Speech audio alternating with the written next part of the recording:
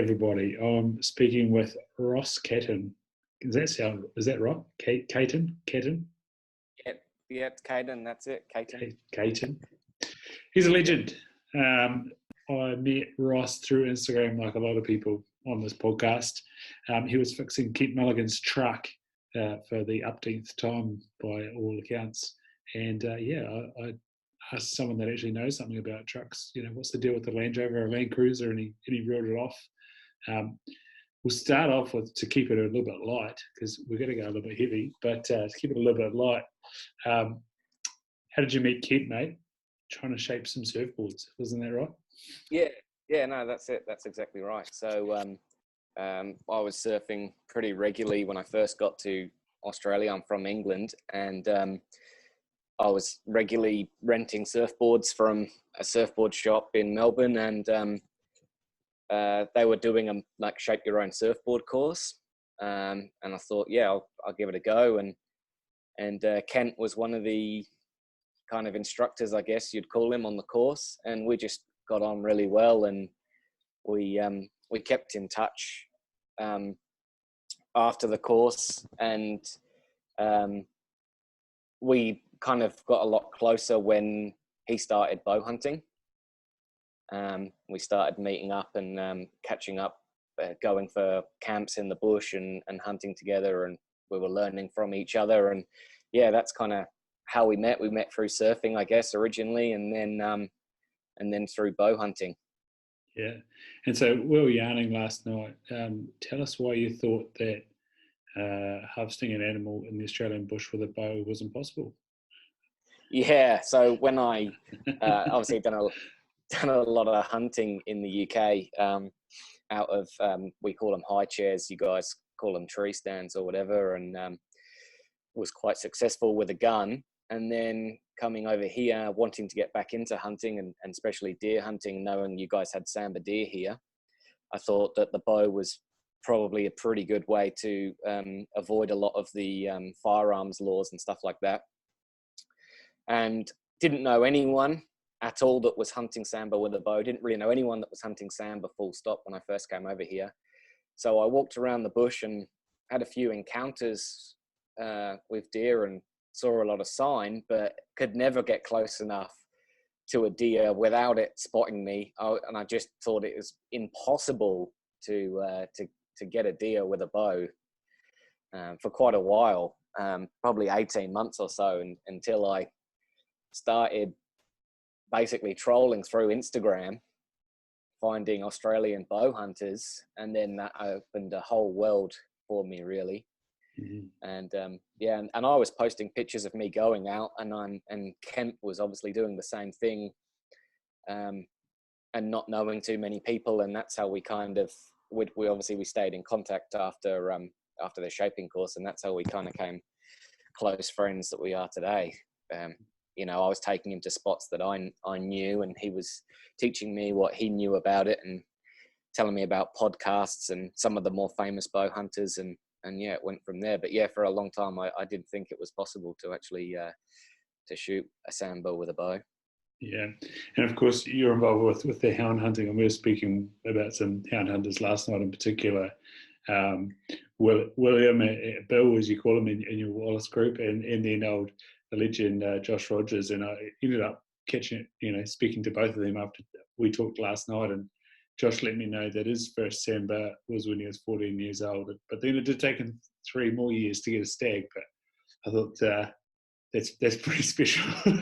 He said there was only about a dozen that had been shot with a bow when he did it as well. So he's a special guy.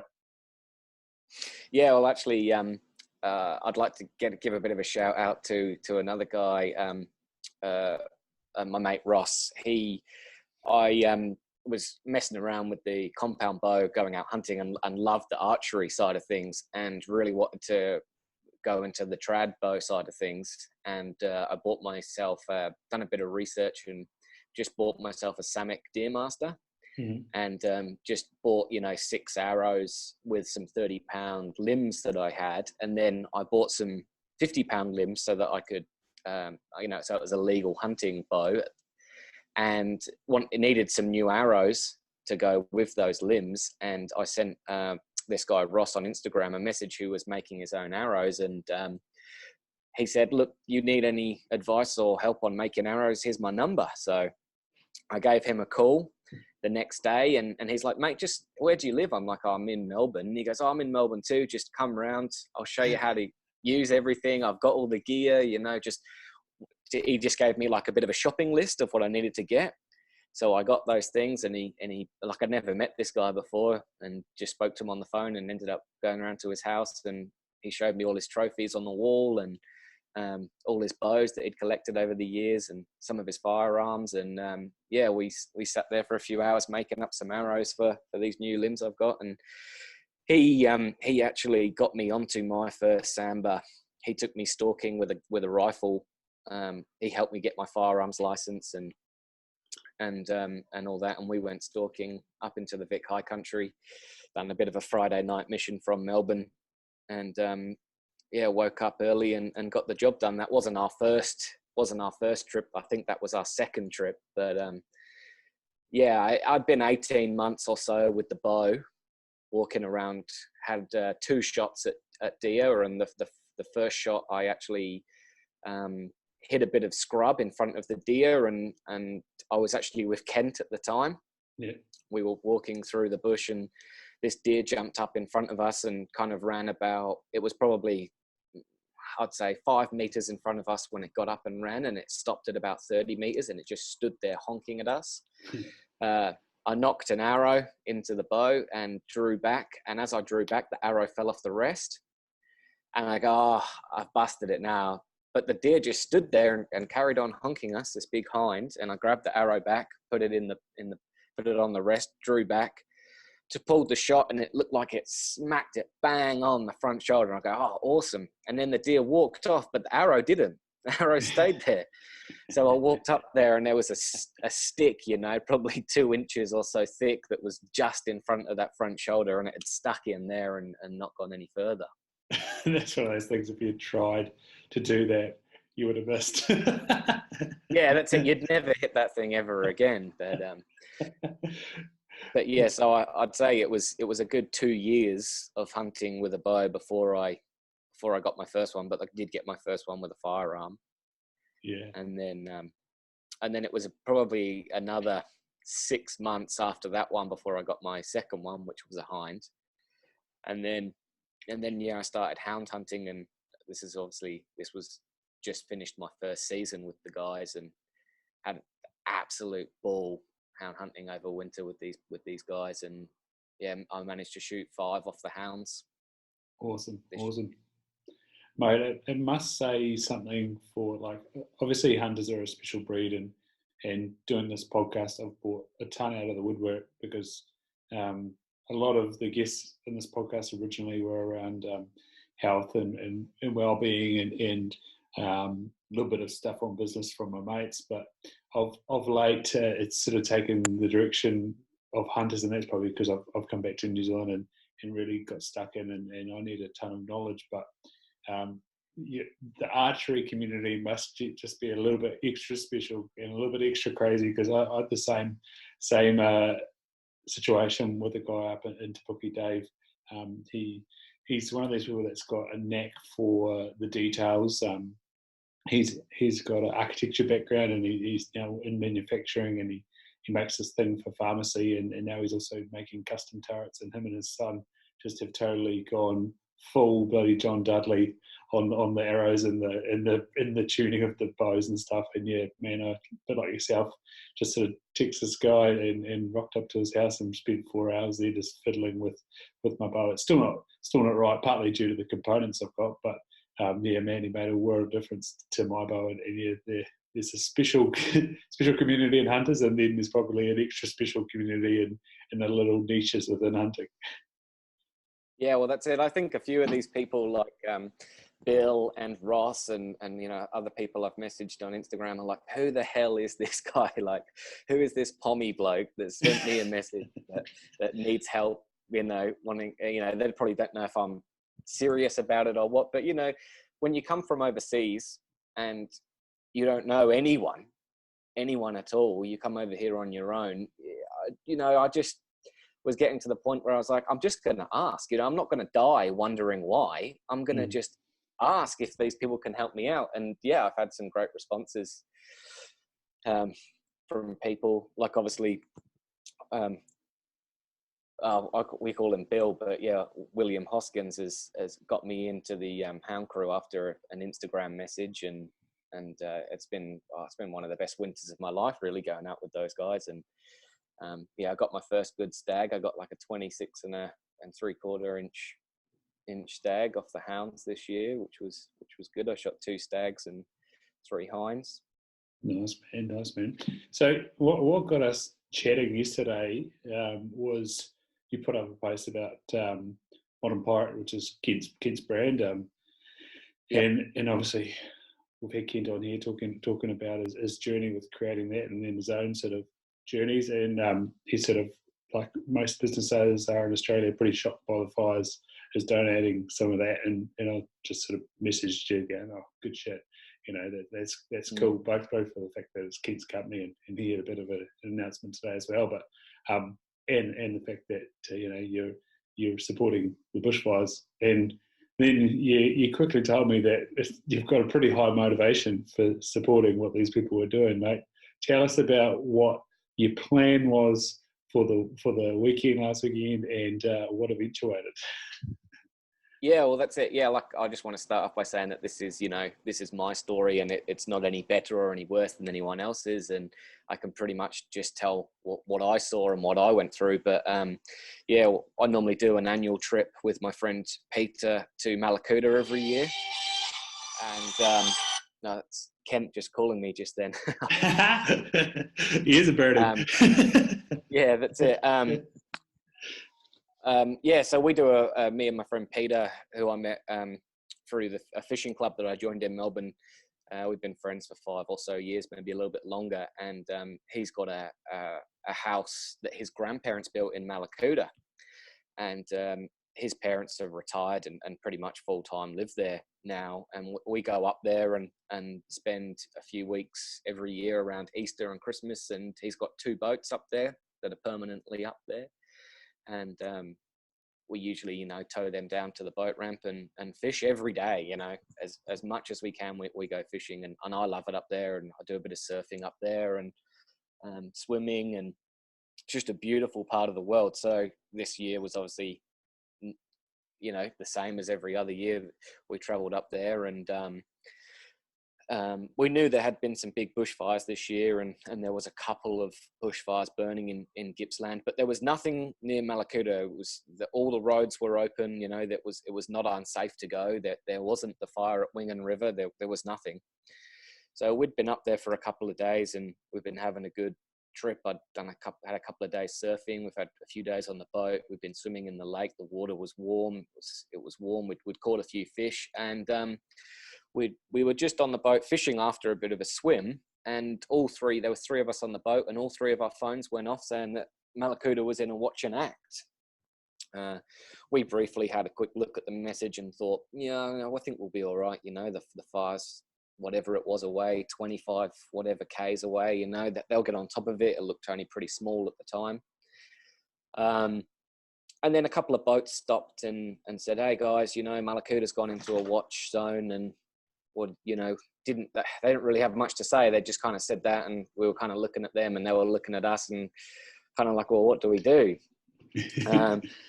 So we kind of stayed there for a little bit, and we saw boats just heading back into shore, and we were on the top lake in Mallacoota, and we thought, well, we'll head back, we'll see what's going on.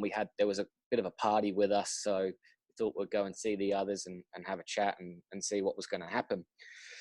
So we drove back. We headed back to the boat ramp. We loaded the boat up and we towed it back to the house. And we saw one of the neighbours was burning his garden. He was burning his grass. And then after he did that, he put the sprinkler on it. And another one of the neighbours was loading his caravan up. And he came over and spoke to us and said, the fire's going to be here in the morning. We're going to Eden. But at that point, they'd closed the road. And they said that it was too late to leave Mallacoota, and the safest place was to stay put. So we were just keeping up to date with the radio, and it just kept telling us to stay put, to stay put. The neighbor said he was going to go to Eden. So he left, and within about, I'd say 45 minutes, he'd returned saying he couldn't get through the road. They had closed the road. They were telling him not to go. So we had a bit of a sleepless night, waiting for this fire to come in the morning. We just thought that we would go down to we thought that we might just grab a blanket or whatever and just head down and maybe even sleep on the beach. Definitely a fair bit of panic in town. So we had a bit of a rough night's sleep. We woke up, there was no fire there. I went for a swim. I went down to the ocean and went for a swim, and actually swam with dolphins that morning. There was some dolphins very close to me, and I was body surfing. The waves weren't very big, and they were all around me, and had this fantastic moment. I was all on my own. The car park was empty. No one was there, and it was an eerie feeling. Then there was a community meeting at like 11 o'clock or 11:30 or whatever it was. And we went to the meeting, and this guy just stood up and he goes, okay, imagine embers the size of your phone falling on your tents, your caravans, yourself. He goes, if you're not prepared to fight this fire, you need to leave. It is going to be dark. It is going to be smoky. It's going to be scary. It's going to be noisy. You need to look after yourself. There's going to be embers landing on you. There's grab your gas cylinders, write your name on them, chuck them in the lake. The fire, we imagine the fire will be hitting around 10 p.m. tonight, maybe as late as 4 a.m. in the morning. And he said all of this, and he scared a lot of people. And then he said, well, if you want to leave, we'll open the road and you guys can go now. So me and Peter looked at each other, and it was a no-brainer. It was like, Peter's like, I don't want to defend. I didn't even have, they were saying if you've got like 100% cotton or 100% wool clothes, you need to cover up because the embers are going to land on you. I only had shorts and t-shirts. That's all I packed. Yeah. So I said to Peter, I said, I don't want to stay. I'm not, I don't want to be no hero. I'm happy to go. So, luckily, Peter's partner is a cop, and I can't remember who it was. I'm pretty sure it was her that said, let's go and get fuel. So there was a bit of a queue for fuel, and a few of the ab divers are actually filling up their boats and saying, we're launching our boats into the ocean and we're going to head to Eden. What is the ab stand for? Abalone. So they're abalone divers. Yeah. So yeah, Mallacoota is a bit of an abalone spot, and most of the people that live there have something to do with the abalone industry. So it'd be like Riverton, where I'm from. Well, there's plenty of powers down there, which is the same thing. Yeah, okay. Yeah. Look, Peter's obviously knows quite a few of the divers and some of the crew from Mallacoota. He lived there for a while, and obviously there's a family home there. So yeah, we thought we would leave. So only 6 of us wanted to go. Yeah, 5 of us. 5 of us wanted to leave, not including a 1-year-old. So me, Peter, and his partner, and then another couple that were with us and their 1-year-old baby. So we headed off to Eden, and once we got to Eden, it wasn't too chaotic there. Wasn't too much going on. And at this point, there wasn't any fires to the north of us, but we knew that fire from Mallacoota, once it had gone to Mallacoota, was going to continue up the coast. And they were saying that, it was going to be a few days, but it would probably impact Eden at some point. So we carried on up to Pambula and ended up finding like a scout camp kind of thing on the beach, or about, 100 meters, 200 meters from the beach.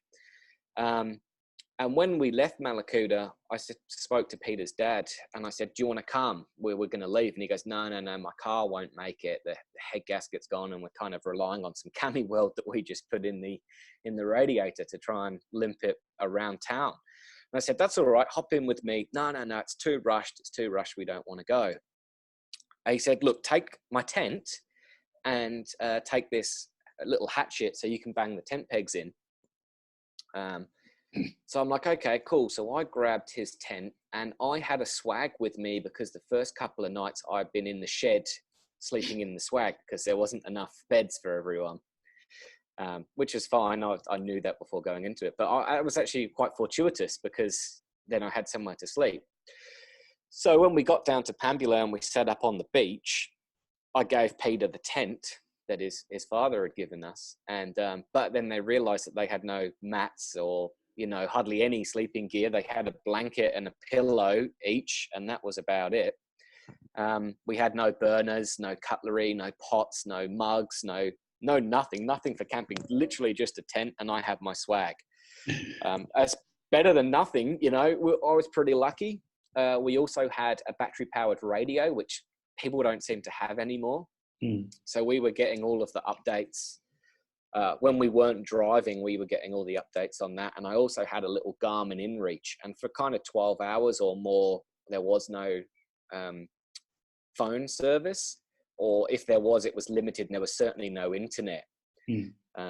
So we couldn't get the updates. So I sent a couple of messages on my Garmin InReach to people to go on the New South Wales website and to update me on any potential fires in the area.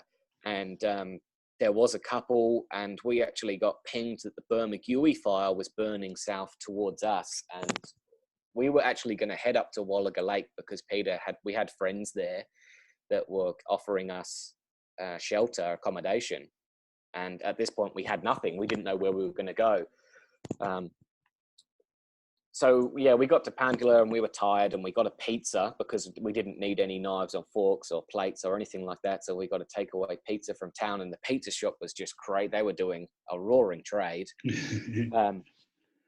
Yeah, and there was quite a few people down on the beach. And that night there was a lot of ash and burnt leaves and burnt sticks landing on us all night, all over my swag.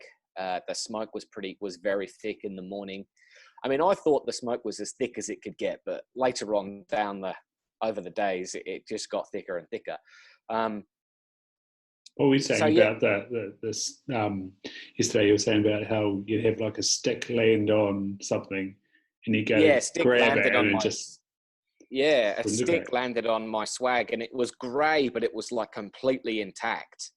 So I went to grab it, but as I grabbed it, it just turned into ash. Like it had obviously landed... I don't really know. It obviously couldn't have been a light, but I mean, it had landed and onto my swag perfectly. And then in the morning I went to grab it, and it all burned. So, and there was plenty of burnt leaves and stuff like that. And we went down to the beach, and as the high water line was just thick with ash, leaves, burnt bits of stick, and just all like as a black line across this white sandy beach, it stands out like a sore thumb. Yeah, although the images you sent me with the colour of the sky, the white sandy beach looked bloody amber yellow, like you were doing it through some brown polarized or something. There was no filter. Yeah. Where were you getting the updates from? Was that the app, the Victorian app, or was that on just text message alerts? So when we were in Mallacoota, we were using the Vic emergency app, and that was working kind of perfectly. We were getting regular updates. We were also going to the meetings that the police and the CFA were holding in town. Mm-hmm. But when we went over the border to New South Wales, the app just wouldn't load or just wouldn't work for us. This is the Victorian app, isn't it? No, this is the New South Wales, the Fires Near Me app. We really did struggle with that. But I was getting updates from my partner who was back in Melbourne and my dad who's in the UK. We were getting updates from them. And they actually sent me a message at 3 a.m. saying that we couldn't go to Wallaga Lake because they've been evacuated due to the Bermagui fire. So when we woke up, I don't know what time I woke up, probably like 5-6 o'clock in the morning, maybe earlier. We didn't get much sleep those few days.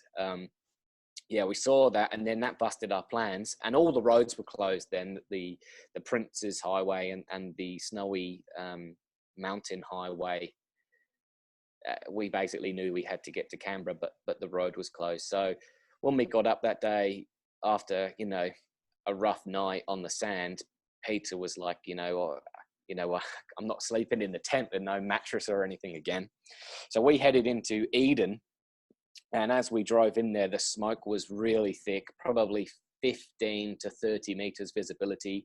You could, like I sent you some pictures of the queues for the petrol stations. Like it was just crazy. And that was, what are we on? Day 3, I guess, the second day from leaving Mallacoota, day 3 of the fire. The petrol stations was closed, and there was people running down the queues saying no diesel, no diesel. They ran out of diesel, or they were keeping it back for the emergency services. So we ended up going to the Fisherman's Club in Eden. This was a Red Cross evacuation center, and they were great. Like, they turned that place into an evacuation center very quickly. There was food, there was moments where there was food, just kind of pastries and spring rolls and wedges and stuff like that. But the IGA, we went to the IGA, and that had been gutted. That was claimed. I think I showed you some pictures of that too, just completely empty shelves.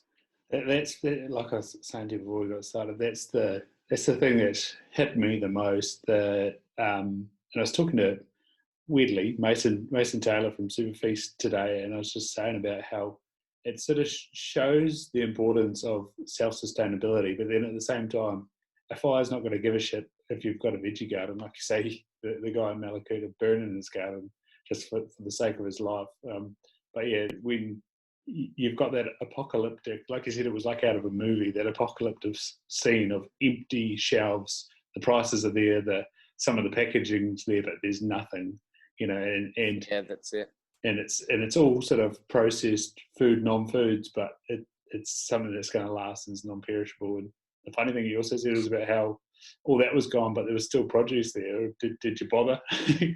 Yeah, well, that's it. There was all the fresh food hadn't been touched. There was plenty of apples, bananas, peppers, cucumbers, stuff like that. But yeah, absolutely nothing in the ways of non-perishable items. All the pasta, the rice, noodles, everything like that was gone. All the milk was gone. All the dairy products were gone.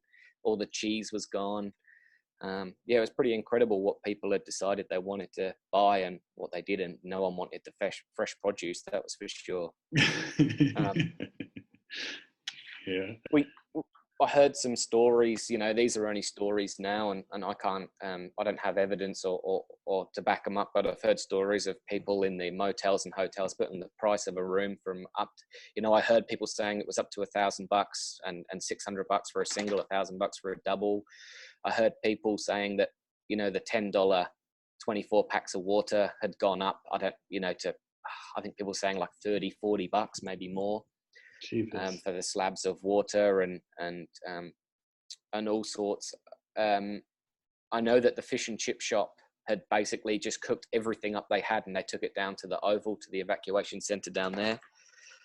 I don't know if they charged anyone. I wasn't there, but where we were in the Fisherman's Club, it was $25 for an all-you-can-eat buffet. But we didn't eat there. We actually got really lucky. And there was a pub across the road that was absolutely jam-packed. But we managed to walk in and pretty much get a table for four almost straight away. We had a couple of drinks and managed to order a counter meal from there. But they were really busy, and it took us a while to get the food, completely packed out. That was New Year's Eve, actually, that night. And then we spent the night, I rolled my swag out in the Fisherman's Club upstairs. That kind of turned it into a bit of a makeshift medical center with a couple of doctors up there. And I just managed to get a bit of floor space in the corner and got my head down for maybe 4 hours or so of sleep. People seemed to be up by 5, and I think some fuel must have come in or something, and people were trying to hit the road. And then the cleaner came in and was saying that there was a house that people had left that was vacant, and we could take it if we wanted it. So we decided to take it. It was quite expensive, and I'm sure that that's not the normal price of that place, because I wouldn't have probably paid that money normally for a place like that. I know it's peak season and all the rest, but it was quite expensive. But it did give us a shower and just a place to relax without fire reports and other people, and sleeping next to 100 of your best mates kind of thing, and then crammed all together, head to toe, shoulder to shoulder. You can imagine it, I'm sure, just like in the movies. Yeah, what are you saying? Like people dismantling the chairs to get the pillows and Yeah, people were just trying to make us, as comfy as they could. There was a woman there with her big dog, and they were kind of huddling up to each other underneath the pokey machines, trying to make a bed out of that. People were inflating camping mattresses, and other people. Some people had a lot more than others. Some people were just in a blanket on the floor, and other people seemed to have a double inflatable camping mat with doonas and pillows and all of the rest. Yeah. When you said you got that place, you said it was almost like sort of being on holiday again. What was that sort of feeling that ran over you when you got the keys open and walked inside to yourself and, like you said, a shower? Yeah, it was. It was good, really, because we'd come from a really noisy place that was, with a lot of worried people, a lot of frantic people. Some people were quite distressed in there, to a very quiet place with a view of the ocean. I mean, the smoke had kind of cleared. We could almost see some of the waves and a bit of the ocean and stuff that day. And the mood had just changed, and it was almost like we were back on holiday again. We actually walked down to the wharf with a fishing rod, and I waded in and got some mussels and used them as bait. And we fed some fish. We didn't catch any, but it was almost like we were back on holiday again, and the mood was changed. And then we got a warning saying that we had to evacuate. All tourists had to leave the whole Bega Valley area, from kind of Mallacoota all the way up to Bermagui. If you were a tourist, you had to leave, and they were bringing fuel in overnight. So there would be fuel and supplies and stuff in the morning. So we had previously queued for an hour, maybe two, for fuel. And I've got a Land Cruiser with twin tanks, and I filled that thing right up with 150 litres of fuel. So when we did get the okay, we could leave. I was up at 3 and packed up and on the road by 4 a.m. that next morning. And then the smoke was really thick. Like, I sent you some videos where you can literally see only 2 or 3 meters beyond my bull bar. I can't see, with bumper to bumper traffic, and you can't see the car in front. You can't even see their lights. Yeah, that was amazing, man. And like, it was almost like their brake lights went on and were on, and then all of a sudden you saw them, and it was like you say, like 2 or 3 meters in front. Then you saw the red lights. I was just like, oh my god! And I was showing my colleague today, and we were just like, how fast are you guys going? Like 10 k's an hour, or was it racing? No, we were going a steady speed. The speed was very changeable. Obviously, there was a need to get home. That was hours of that. I think the whole drive was like 14 hours or something like that from start to finish, and we stopped two or three times, and we only stopped for maybe 10 minutes at a time, just for a toilet and a bit of food and water and stuff. So yeah, ate very little and drunk very little on that day. You wouldn't feel like it at all either, would you? You're just No, that stressed? Yeah, we were all pretty stressed. I mean, obviously Peter did find out that he lost his home. We left the 2 boats there. One, we've seen pictures. One boat looks like we might be able to clean it up a little bit. That's with all the black on the front, is that right? Yeah, it's got all the black on it, and the wheel and stuff is melted. And the other one there's just nothing left. I think you saw that one. It doesn't even look like a boat anymore. And is that the number plate one, or is that the one that's just sort of the melted in amongst the trailer? Yeah, melted. So there was 3 trailers in those pictures I sent you. One trailer like literally had a tree come down on it, and the only thing you could see was the number plate, but it was just an empty trailer. One was a tinny that looked like it had been okay, apart from a bit of black. It was charred and a bit of melted fender, and then the other one, just completely melted into the ground. So it was quite emotional for Peter. That house has been in the family for 50 years. I think his granddad built that place. So yeah, he was pretty upset. We all were pretty upset. We'd come on a good holiday with a bit of a group of us. and then to have to leave in that scenario. And I think when we first went to Eden, I think when we thought, yeah, we'll spend the night on a beach in Eden or something, it'll be a bit exciting, and we'll just probably turn around and come home to Mallacoota. And I think the people at Mallacoota thought kind of the same thing, that, the fire would probably miss them, or, you might have a bit of a rough night, but, then you'll be back, the fire front will pass and it will be all over, and that will be that.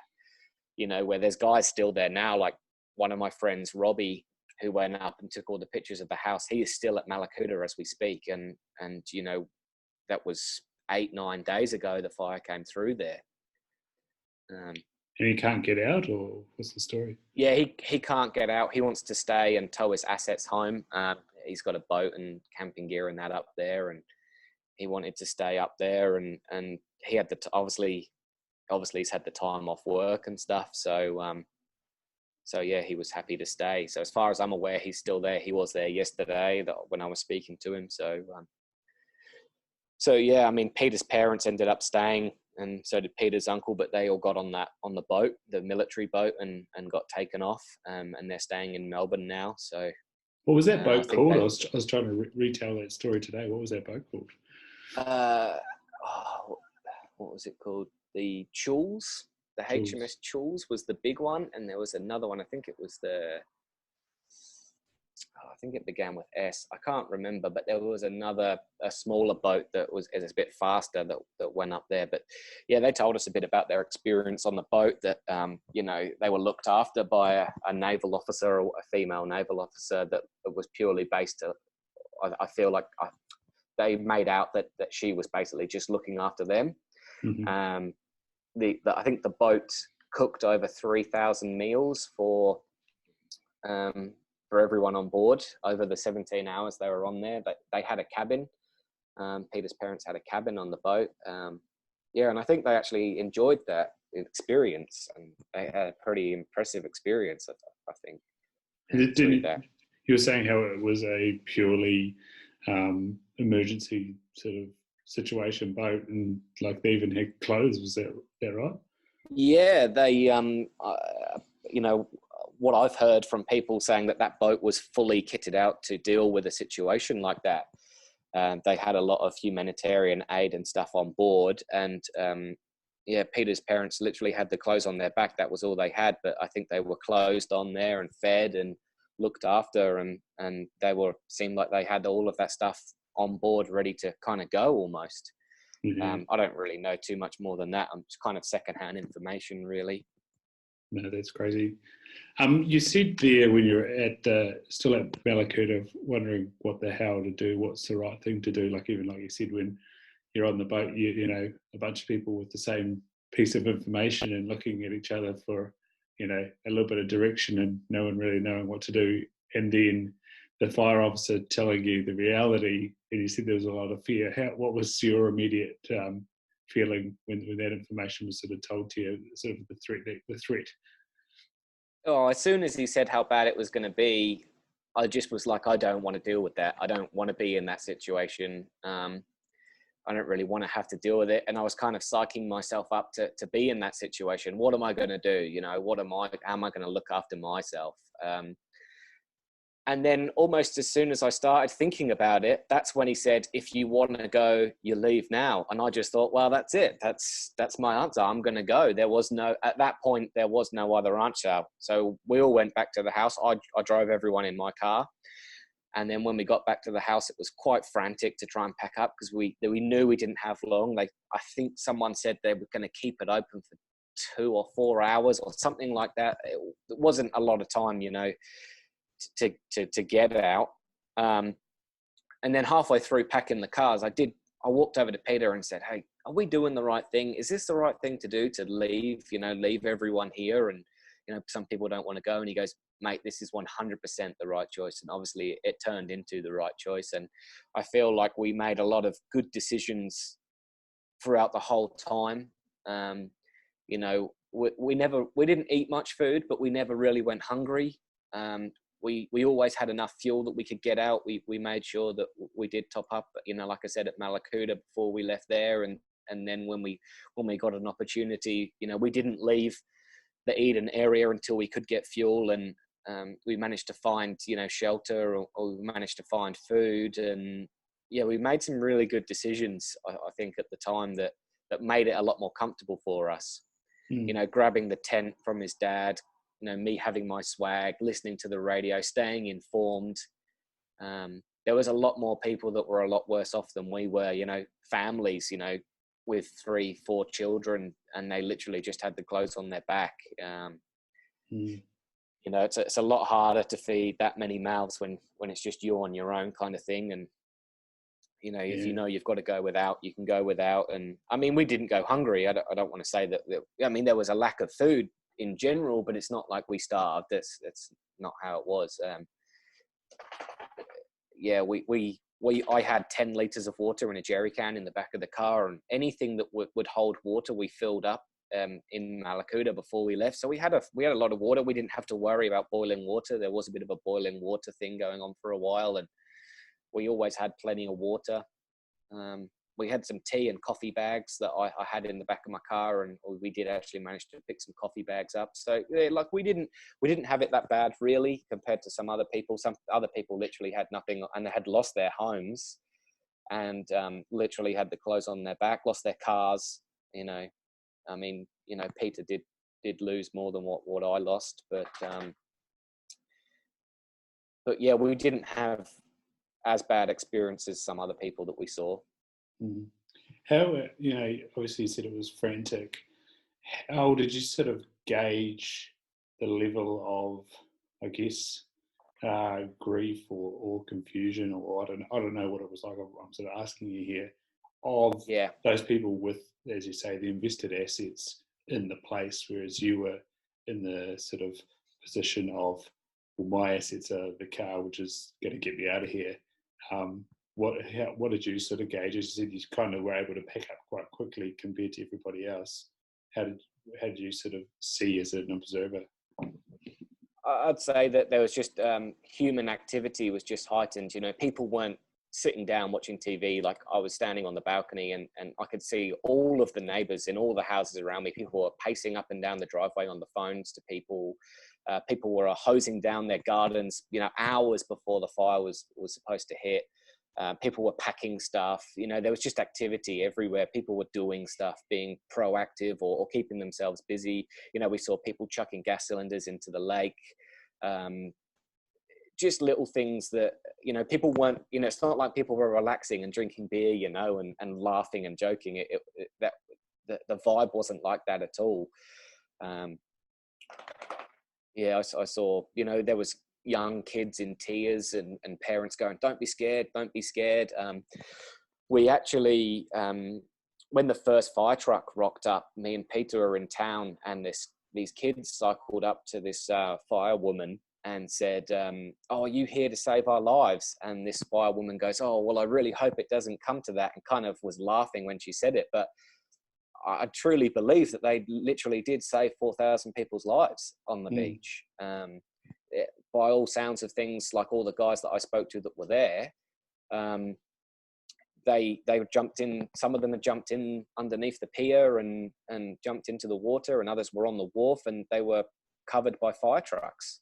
They could hear gas cylinders exploding all around them, and and then once that fire front had gone and passed, the realization that those guys were all trapped there. I mean, and we never had the fire front come through, but we were always under threat of fire. And for us, it just was an absolute mission to, we had a different experience than that. We had a very motion-based experience, where we were traveling from place to place to place, and they were very stationary. And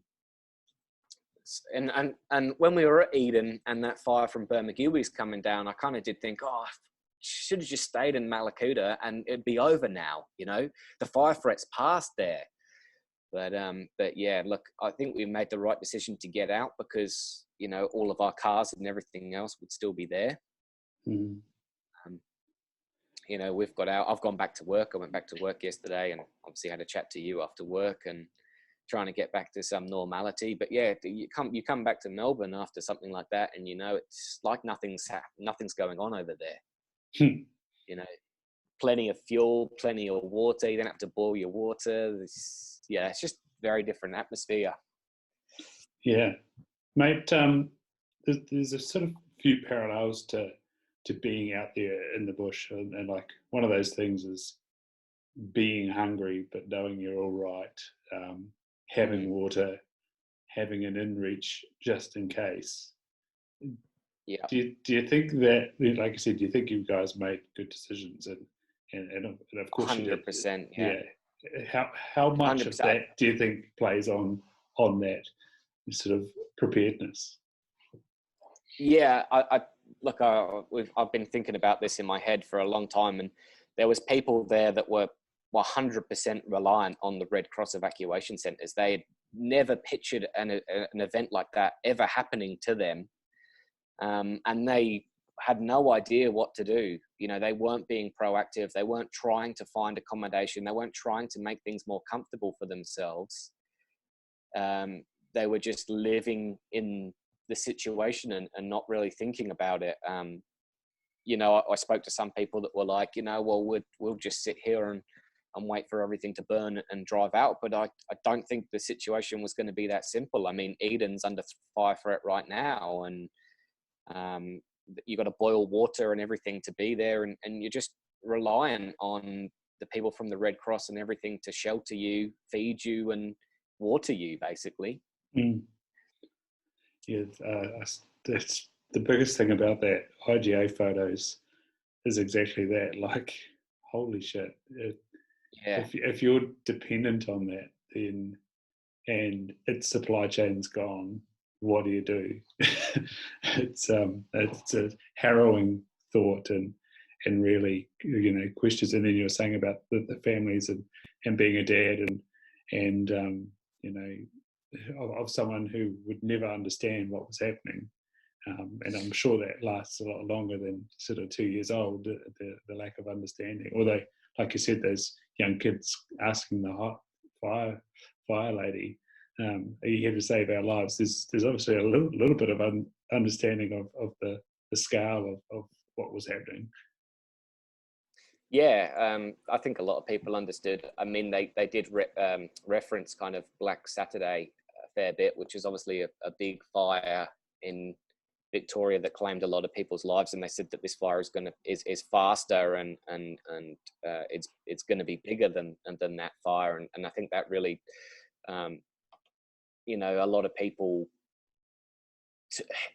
once they said that, was like, okay, this is pretty serious. This isn't just being overly cautious. This is something that's going to happen. And I think I heard on the news that I think 4,000 people left Mallacoota over their evacuation period. Over the time you could leave, I think they said about 4,000 people left. So people did listen to the warnings and people did leave, but some people decided to stay. And yeah, once we left Mallacoota and headed to Eden, and then it wasn't too much of a fire situation. We were stuck with lack of fuel and food and water, and we had to get out of there, and they couldn't ship it in there quick enough because everyone from up and down the coast had headed to Eden. And I don't know exactly how many people there were, but a lot more than that town has ever had before, probably. Yeah. Well, what's one of the crazy thoughts I sort of think, and there's, like you said, just like your story, it's just your story, but and nothing sort of better or worse. It's your individual experience. But you think about the person that's driving a tanker through a fire zone, and basically the equivalent of a bomb. Yeah. And then, like you say, potentially saving, some of that 4,000 people lives because they can get out of there. Like, holy heck! It's not something a tanker driver would usually think about in their day-to-day signing up for that job, is it? No, I mean, we were told that there was no fuel at Cooma and that we had to get from Bega basically to Canberra on the fuel that we had. And at that point, I knew that I wasn't going to make it that far in the cruiser with the fuel that I had. And my old workshop foreman that I used to work with was actually in Eden at the time, and we were actually in contact. and he only had half a tank of diesel, and he couldn't get any diesel. They'd either kept the diesel back for emergency services, or they'd ran out. I'm not sure. I've said to a couple of people, I said that's the first time I've ever been pleased to have a petrol Land Cruiser, because that thing's very thirsty. But we wouldn't have been able to leave when we did if it was a diesel one, because you just couldn't get diesel. I watched a lot of stuff on the news when I got back. I don't think it's an issue anymore. I think that the supply chain has been well and truly re-established, but a lot of people were saying that they were stuck there because they didn't have the fuel. I'd heard stories about people running out of fuel and going up with jerry cans to try and get some fuel to go back and fill their cars up that were on the side of the road. So it was pretty dire, the fuel situation. And I think that was probably the worst situation for me, really. I had a lot of water. I knew I wanted to leave, but I knew that I probably wouldn't get all the way to Canberra from where we were at that time with the fuel I had. But when we left, they had resupplied Cooma, and I refilled in Cooma. And that was a pretty tricky drive. It was quite hilly, very smoky. Cars were quite loaded up. It was just bumper to bumper traffic, and I think it was quite hard on the car. A lot of on the brake, on the accelerator, slowing right down for heavy smoke, and then accelerating out of it and trying to get past slower vehicles in the overtaking lanes. And I think I used a fair bit of fuel getting there. But yeah, once I filled up in Cooma and knew that it was pretty plain sailing to Canberra, and we were pretty safe in Cooma for fire-wise, it all started, all the relief and pressure started to ease, definitely. Yeah. And so us over here, we're seeing a lot of criticism going on. What was it like driving into the capital? It was very smoky there. We just basically were just hammering the whole way. We didn't stop in Canberra. I've heard a lot of criticism. Like, I want to say that all of the CFA and police officers in Mallacoota did a great job, and they told us exactly what was going to happen, what was coming for us. And they were spot on with, all the accounts and what we've seen on the news. They got the right, they got the right information out to the people. All of the Red Cross people in Eden, they were fantastic. Everyone that was at their relief centre was, we would go to sleep or, put our heads down, and there was people still busy working away, and we'd get up and we saw those same people.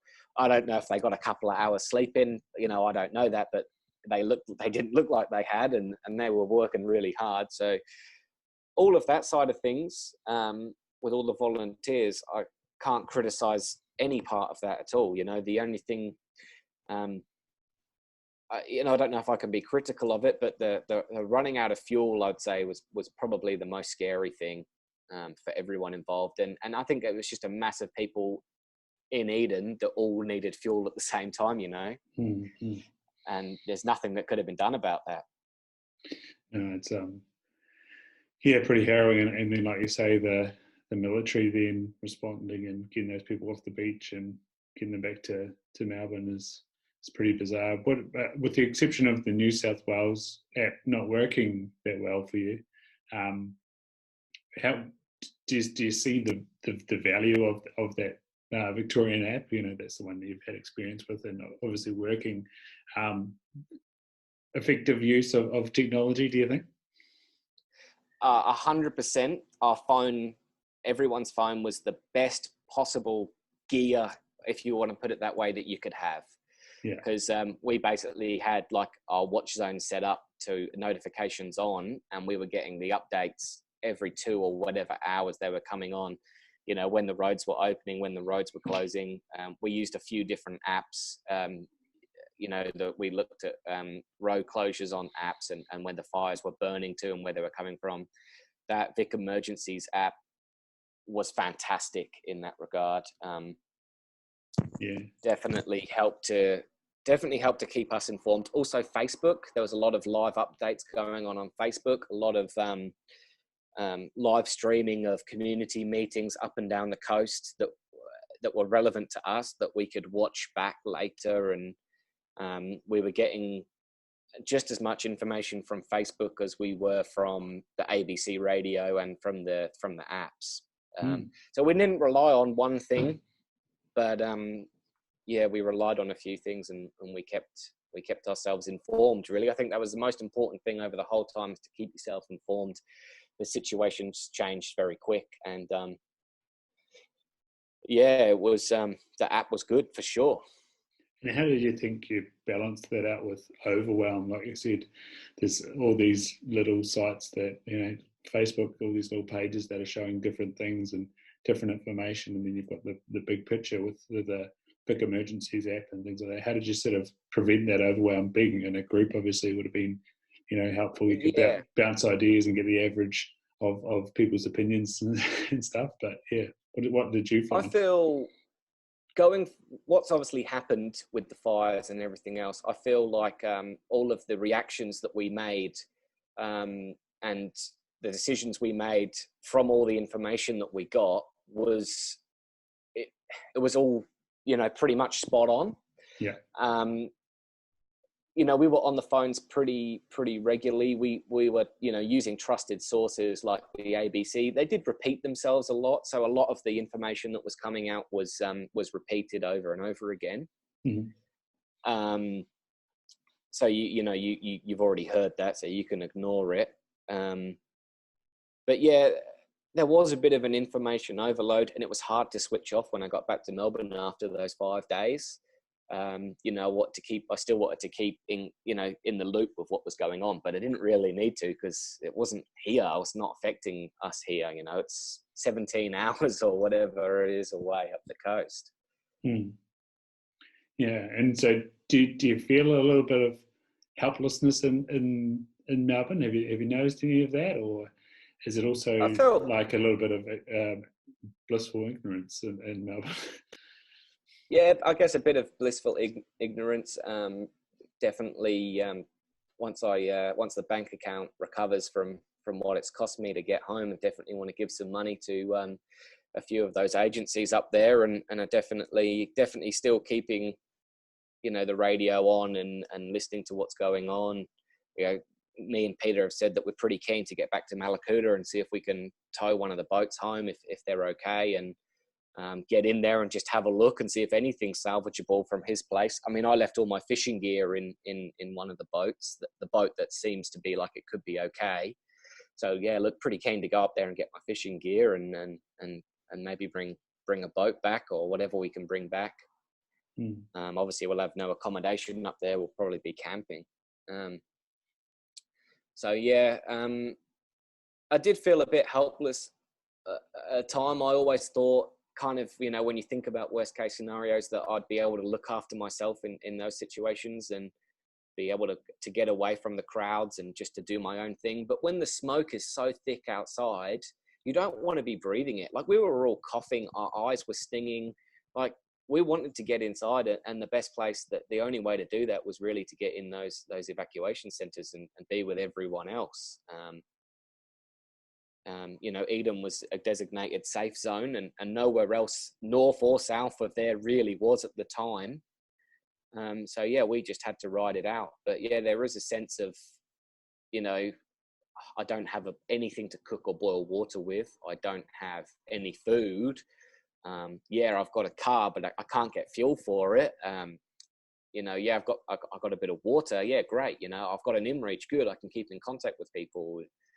I had some couple of two-way radios, some UHFs, and we had them in the cars. So we kept, talking to each other, especially when the smoke was thick. We could message, we could talk to each other and say, oh, there's a car up ahead coming your way, going slow, or there's cattle on the road, or there's goats on the road.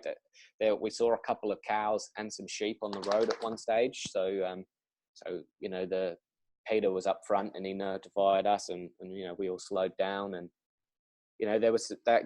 So some of that gear, like I said, made I think it kept us a bit safer and made us, helped us make the right decisions and stay together.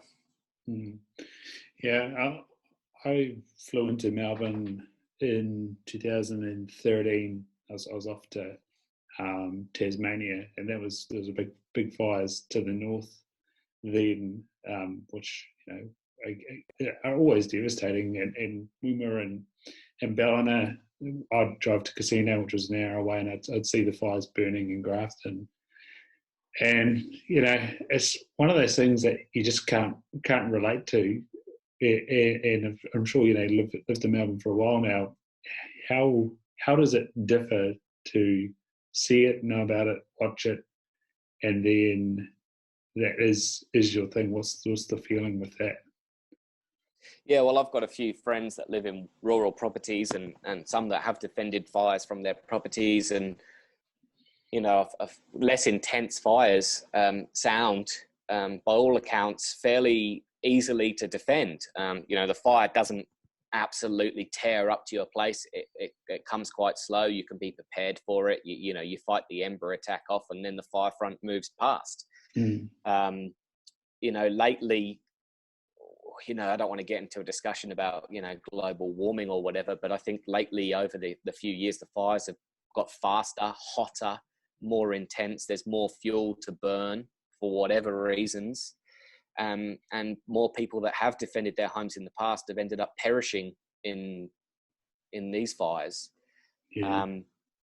And that, wasn't so long ago that I sat down and watched a documentary on Black Saturday, because I wasn't here. I wasn't living in Melbourne at that time. Like I said, I was born and bred in the UK and lived 21 years there and came here when I was 21. And a lot of people talk about that, and I just wanted to educate myself on that. So I watched a documentary on it, and, they said they'd never seen a fire move so fast, so quickly, and that was so hot and intense as that. Other fires people had managed to fight off. I think some guy said there was a fire burning for like 2 or 3 weeks, moving slowly towards his house. He was going to work during the days and preparing his house at night. And then when that fire eventually did rock up to his doorstep, he was fully prepared for it. I mean, I don't know how true that story is, but I feel that these fires are much harder to defend from now. So when I saw that fire, we were looking up and we saw the column. Like I said, I wasn't seeing flames or like right beside me, but we could see the column, and it was huge.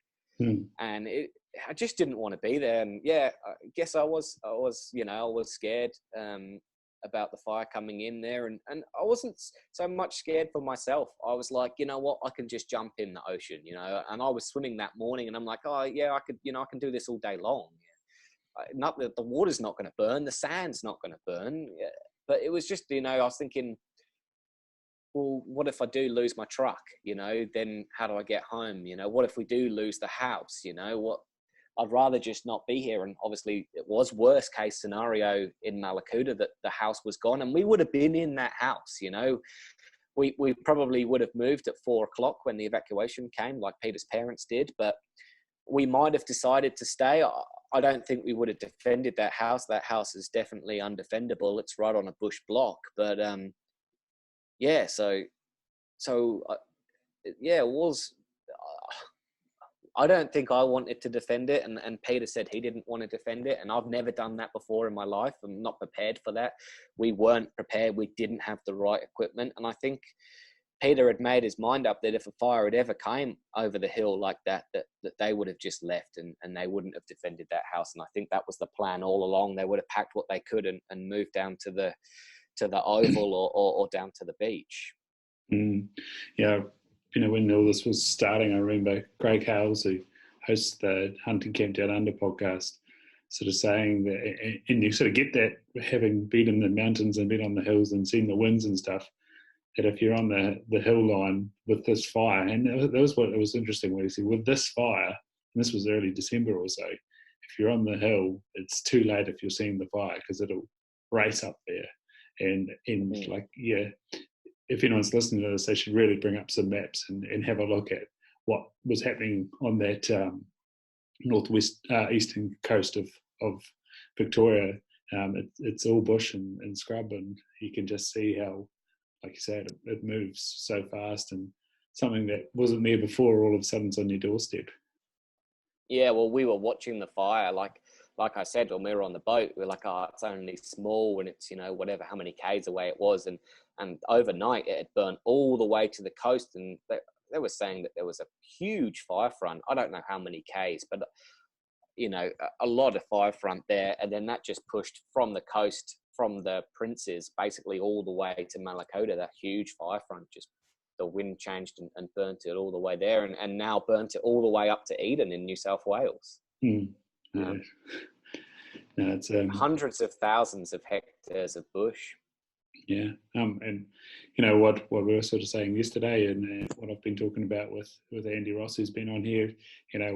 It's going to be an extremely fascinating next 10 years. Like you say, the amount of fuel and energy that's gone into this, that's been burnt and gone.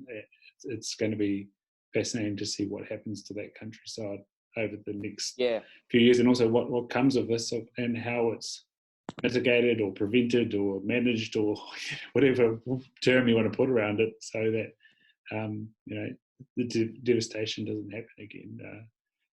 It's going to take a lot of resources and a lot of understanding and a lot of looking back and looking forward and analysis. It's going to be crazy. Yeah, well, that's it. And obviously, Peter's definitely one of my best friends, and I'll be obviously there for him with any rebuilding or clearing or anything he wants done. If he needs me to help him tow some stuff out of there or whatever he wants to do. So I'll definitely this fire's not over for me, really. I'll still be in the rebuild, help Peter in the rebuild stage, or whatever he decides to do. I'll be there for him.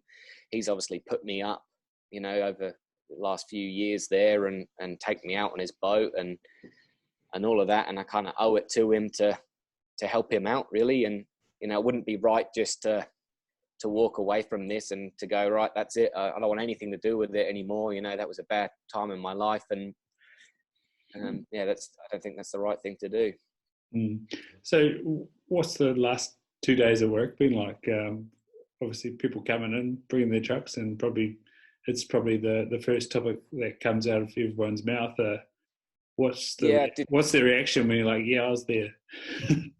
I did briefly speak to a customer today. She was saying that her parents are coming over and they would like to go to Mallacoota to help, to maybe spend some money. And I said, I was there, and we didn't really talk about it too much. I've spoken to a few of the guys there, and I've shown them a few pictures, but we've spoken about it a little bit. They were pretty understanding, because obviously I was supposed to be back at work last week and I couldn't make it. So had to take a couple of extra days off. I guess it hasn't really all sunken in, and I haven't really spoken to too many people about it, and not gone into as much detail as I have with you. I haven't gone through the full timeline of what we did and how we got out, and some of the things that we saw when we were there. This has been a really good debrief for me, I guess. It's quite a like I was going to say, it was when you said yesterday, do you want to talk about it? I was, I can't do much from over here, but to be able to talk to someone, and it's sort of therapeutic, cathartic, whatever you want to call it. But I was happy to help, and like I said, it was after we got off the session yesterday, I said, that's a story that could be heard by the small audience here that it might make an impact for, and it was, and I thank you heaps, man, because it's we feeling helpless and feeling overwhelmed by something that's blowing us away, and the imagery and the emotiveness that's coming out from certain parties, and you sort of wonder what their interest is in that sort of emotive behaviour. But at the same time, it does conjure up those feelings of helplessness and overwhelm and wanting to do something. Yeah, absolutely. So, like I said, that this is my own story, and I'm not saying that it's any better or any worse than anyone else's, but you know, it is something that I feel like has affected, especially the last three of us. We stuck together, and I knew early on that I didn't want to leave. You know, I didn't want to leave Peter. I wanted to stay together with as many of us as possible. And yeah, I think we definitely went through something together that a lot of people have probably never been through and probably never will go through together. You know, really emotional, like especially when we started getting pictures through of the house. You know, that was pretty upsetting. And you know, if one person who listens to this, you know, who goes to the bush regularly, goes fishing places and whatever, and he's like, nah, you know, it will never happen to me. I don't, you know, I don't go to, you know, unsafe places. I mean, that's exactly what we thought. But, you know, we got those messages on the phone, and I think that we will always have the Vic Emergency app, or whatever app is going forward. We'll always have something on our phone just to keep tabs on what's going on, you know, and especially the people that are still in Mallacoota now that probably wishing that they got out when we did. Yeah. And it's interesting you bring up the fact of, you know, people that go bush and sort of think, oh, it won't happen to me. You know, even ourselves last week walking through tremendous amounts of dry as how deadwood. And, you know, I lit a couple of fires and fireplaces over the weekend, and I had this manuka or kanuka, which is tea tree, and you needed the smallest of spark, and the stuff went up in smoke, and the whole hillside's covered in this underneath this canopy, and the beech forest as well. There's dead, dry branches that just are going crack, and it's like cornflakes up there. And sure enough, as we walked out and got to the car park where there's a camping ground, on the wall of the warden's place is an image of him standing amongst a barren countryside in this area, and just to sort of highlight the effect of, you know, be responsible with flame in this area, because this is what can happen. And, you know, it regenerates, and I guess that's the silver lining of it. But, you know, it just shows the power and the amaze of nature, and when we're living amongst it or being in it, it needs massive respect. Yeah, that's it. Yeah, like I spend a lot of time in the ocean. Back in the UK, my father and my grandfather are into sailing, and I've been brought up on boats, and, you know, you've got to have a massive amount of respect for the ocean too. You know, we spent a lot of time sailing in the North Sea, and things get pretty rough, and things can go south pretty quick.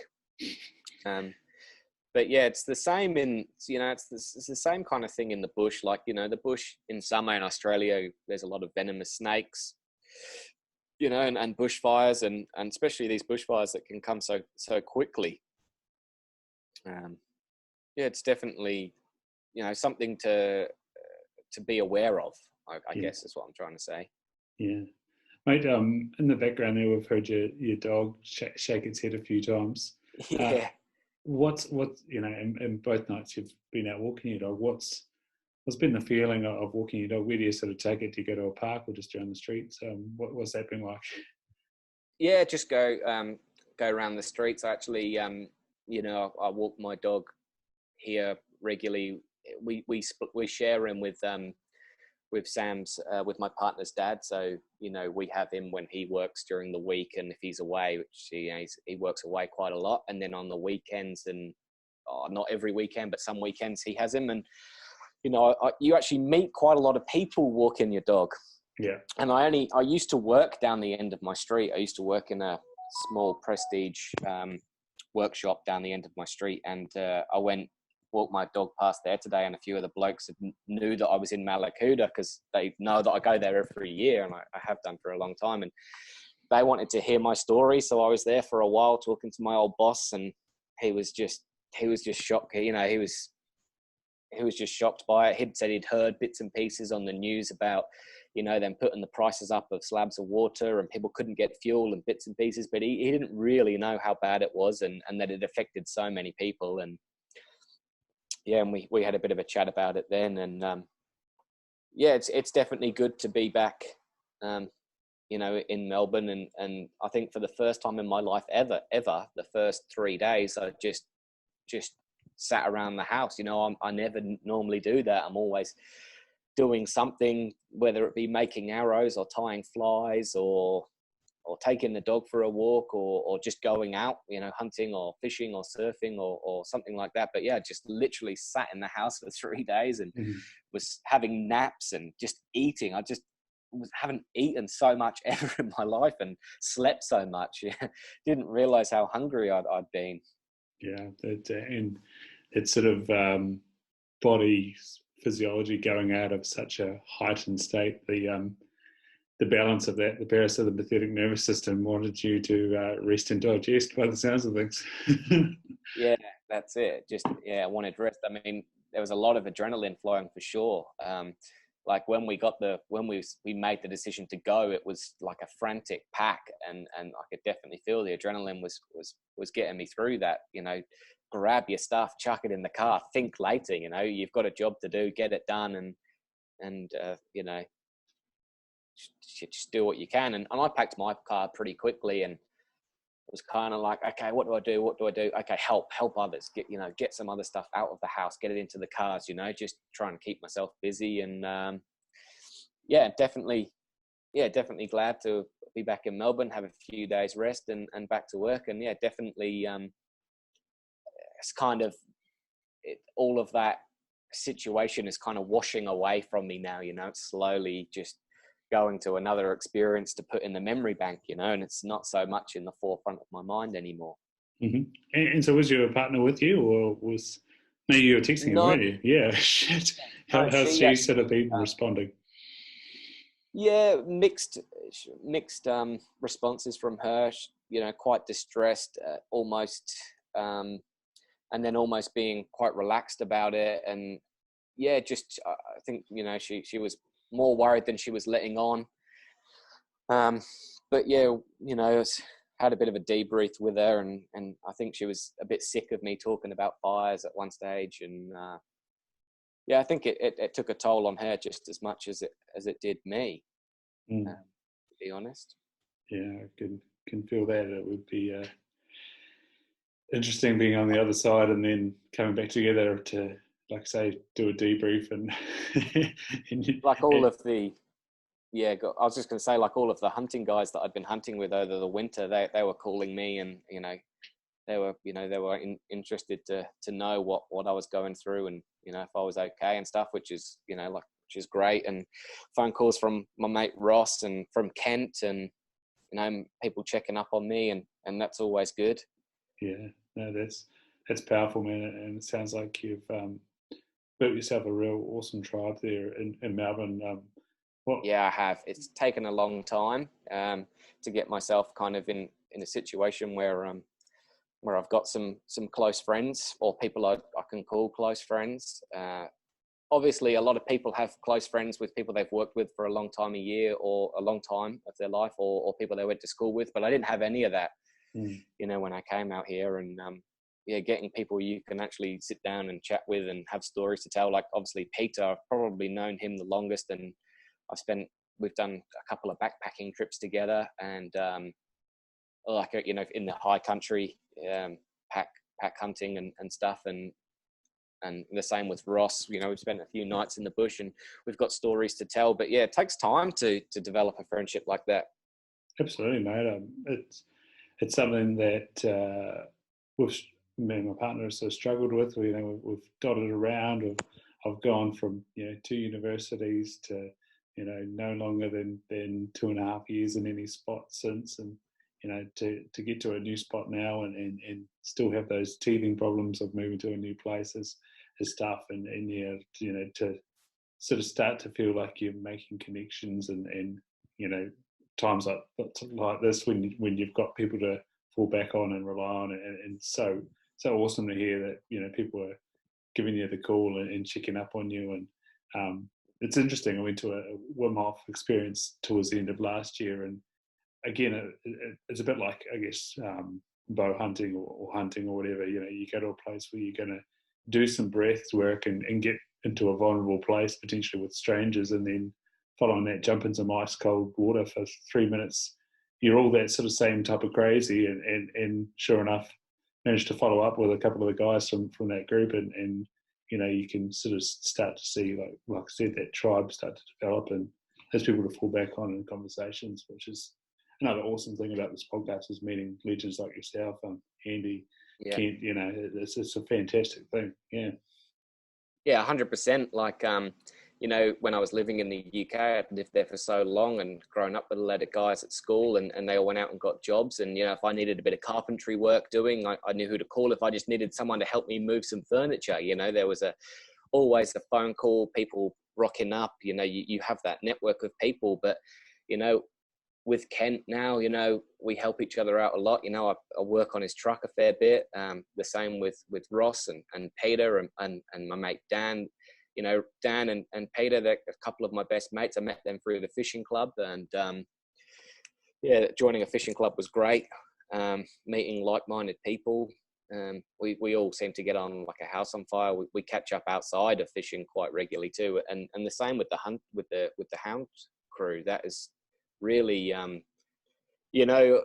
before the fishing club and the hound crew, I seriously thinking about moving back to the UK, and